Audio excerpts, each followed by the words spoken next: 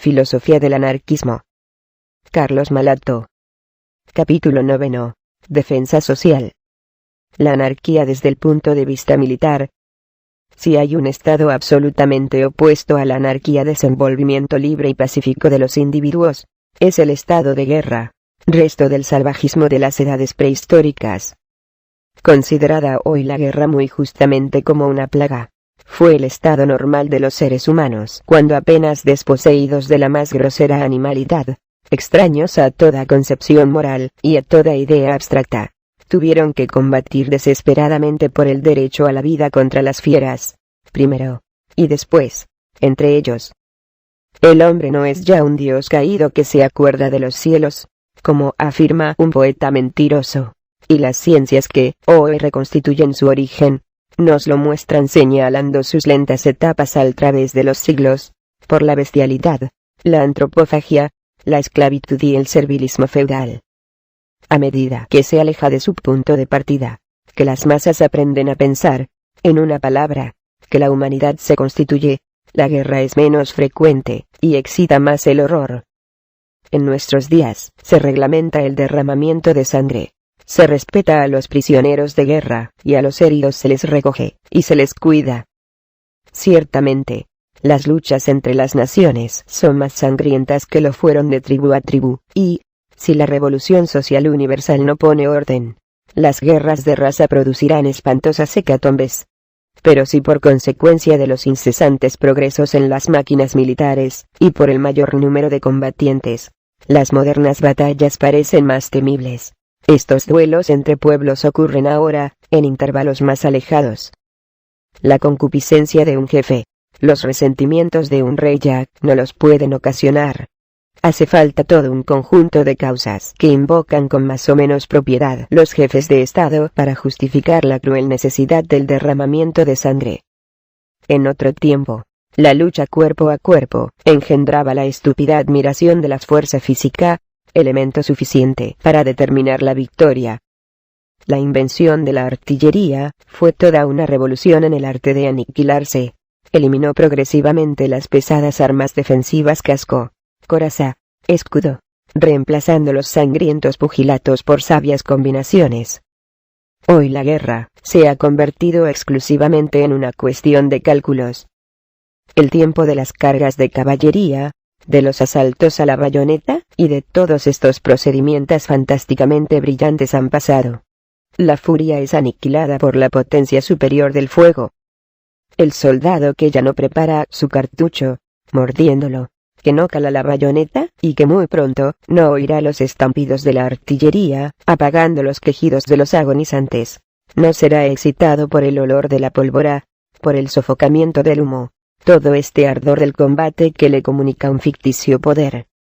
Ahora, de día en día, aborrece más la guerra, y en su fuero interno, reirá tristemente de las extravagancias patrióticas de los burgueses. Los hombres a mucha costa, es cierto, aprenden a reflexionar. Los perfeccionamientos aportados a las máquinas de matar, contribuyen a la propaganda del miedo y del odio a la guerra. Salvo algunos aguerridos veteranos, o algunos jóvenes fanáticos educados en la ignorancia de las necesidades de su época, los pueblos suspiran por el momento en que su trabajo no servirá ya para el sostenimiento de esos ejércitos permanentes dispuestos siempre a destrozarse.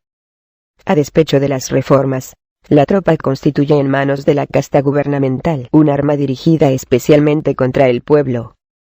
Excelente para fusilar a los huelguistas, y meter en cintura a los obreros descontentos. No puede apenas defender el territorio, la historia lo demuestra, sin la cooperación de este mismo pueblo. El espíritu del ejército, su funcionamiento, su razón de ser en tiempos de guerra, es la marcha siempre hacia adelante, la invasión del territorio enemigo, el terror impuesto por medio de los refuerzos de grandes reclutamientos, de ejecuciones sumarísimas, de estados de sitio, de contribuciones. Reducido a la defensiva por una serie de fracasos al principio de una campaña, sufre una profunda herida en su moral, y su organización se resiente por esto no menos que por los golpes del enemigo. La disciplina desaparece con la confianza en los jefes, y esto significa ya el fracaso irremediable, a menos que el pueblo no esté pronto a sublevarse contra los invasores, contrarrestando sus movimientos, desconcertando sus planes, cortando sus comunicaciones, permitiendo, en una palabra, a los ejércitos vencidos tomar aliento y reorganizarse para la ofensiva. El ejército, tal como hoy existe, es una máquina opresiva y costosa para el pueblo, poco útil para la defensa, y por la cual, frecuentemente, se perpetran verdaderas atrocidades en nombre de la disciplina y del interés general. Es una rueda que ha de suprimirse. Pero, se infiere de esto que una sociedad absolutamente libre e igualitaria debe quedarse, sin medios de defensa contra las naciones despóticas o bárbaras que la rodean. Evidentemente, no. De este modo, esperando la época armónica en que la guerra no representará más que un odioso recuerdo del pasado, se puede concebir el armamento general del pueblo como una solución, si no perfecta, al menos preferible al sostenimiento de ejércitos permanentes. Creada así la nueva fuerza, podría prescindirse de instructores de cuadros, digamos, la palabra que tanto desentona entre los anarquistas, y de jefes. ¿No es esto admisible? Millares, y aun millones de combatientes, desparramando confusamente sus esfuerzos, incapaces de ejecutar un movimiento de conjunto, faltos de unidad en la dirección, serían fácilmente vencidos por un número muy inferior de adversarios. Salvo algunos combates en las vanguardias, algunos episodios aislados, golpes de mano, ataques a un convoy o defensa de un desfiladero, la resistencia sería imposible. Que la guerra sea ofensiva o defensiva, siempre necesita la autoridad por una parte, la subordinación por otra.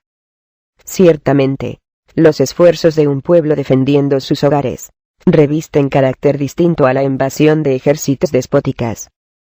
Dan más espacio al espíritu de libertad, de igualdad y de iniciativa a la espontaneidad de las masas. Pero exigen, para que su esfuerzo lo corone el éxito, cierta suma de disciplina y de organización real. Fatalmente debe ser así. Un organismo de combate no puede semejarse a una sociedad de paz y de trabajo. Pero aún así, dentro de la anarquía, la autoridad de los jefes militares no sobrevivirá a las necesidades que la crearon, y será atribución de todos los ciudadanos sujetarla. En este sentido, la educación anarquista será el mejor preservativo contra los pronunciamientos. Por otra parte, no hay que alarmarse ante ciertas medidas. El arte de la guerra, esperando su desaparición, está condenado a una transformación que ha de dar muerte a la vieja disciplina. El hombre dejará de ser un cero ahogado en la masa. Por consecuencia de los inventos de la pirotécnica, las masas resultan de día en día más vulnerables. El combate tiende a individualizarse, el soldado a conquistar su autonomía. Si el batallón es la unidad táctica, la compañía ha resultado la unidad de combate, reglamento del 12 de junio de 1875, sobre maniobras de infantería.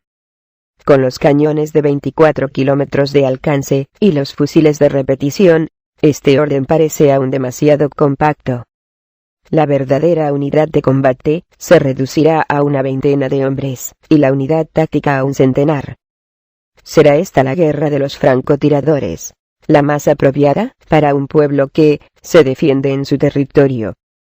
Esta transformación, hecha inevitable por el progreso de la ciencia militar, suprimirá toda jerarquía en estos reducidos cuerpos susceptibles de maniobrar aisladamente, o de reunirse, para una acción común. No habrá más que un jefe temporal en contacto inmediato con la tropa, medio este el mejor para sostener el espíritu de igualdad, de confianza y de iniciativa. Por otra parte, la organización comunista de los pueblos les permitirá tomar en todas partes cuanto necesiten para su manutención y equipo, sin formalidades y aplazamientos, suprimiendo la serie interminable de contratistas e intendentes maldecidos constantemente por los soldados, a quienes matan de hambre. Nada de depósitos, de bagajes inmensos, toda esa impedimenta que embaraza la marcha de los ejércitos y hace perder la batalla. Entonces, merced a los procedimientos químicos que permitirán concentrar en un reducido volumen una gran cantidad de sustancias nutritivas, Los combatientes podrán transportar víveres para muchos días. La centralización puede ser una necesidad del momento. Sin embargo, conviene desconfiar, pues se aproxima más a la agresión que a la defensa. Expone de una vez las fuerzas de un pueblo que se apodera de todas las fuerzas del país para conducirlas en un momento dado sobre tal o cual punto. Si el supremo esfuerzo fracasa, todo está perdido. Mientras que los vicios de la centralización, desde el triple punto de vista militar, administrativo y político, se nos aparecen de un modo sorprendente en la historia, con el Imperio Romano abierto a los bárbaros, el de Carlomagno, ruinoso por su extensión, España incapaz de defenderse o de reconquistar sus colonias, Austria tiroteada por latinos, checos, eslavos y magyares, y Francia entregada a la arbitrariedad, a un funcionarismo tan absoluto como rutinario. Nosotros podemos observar en todas partes los progresos de la autonomía cuando está combinada con una completa solidaridad. Los suizos, autónomos y con acento, os rechazan en la Edad Media todos los ataques del imperio. Los municipios flamencos arrojan a sus señores y hacen frente a los franceses. Los holandeses sacuden el yugo de España, y los españoles reconquistan su territorio contra los poderosos ejércitos de Napoleón I. Si los adversarios de la autonomía citan el ejemplo de los galos, sucumbiendo bajo los esfuerzos del César, el ejemplo es falso. Los galos sucumbieron no porque fueran autónomos, sino porque unos eran enemigos de otros. Y aún así, las confederaciones que se supieron aliar, tuvieron en jaque a los romanos mucho más tiempo que lo hizo ninguno de esos estados fuertemente centralizados, que al fin de 3 o 4 grandes fracasos, no pueden oponer ninguna resistencia al vencedor. Que se compare la derrota de Francia centralizada a todo trance por Napoleón I, sobrecargada de funcionarios, administradores, de generales, con la victoria de esta Francia sobre Europa en el 93, simplemente federalizada, defendida por ejércitos de sánsculotes, organizados, equipados y alimentados sobre el terreno por las municipalidades, los comisarios y una multitud de comités locales.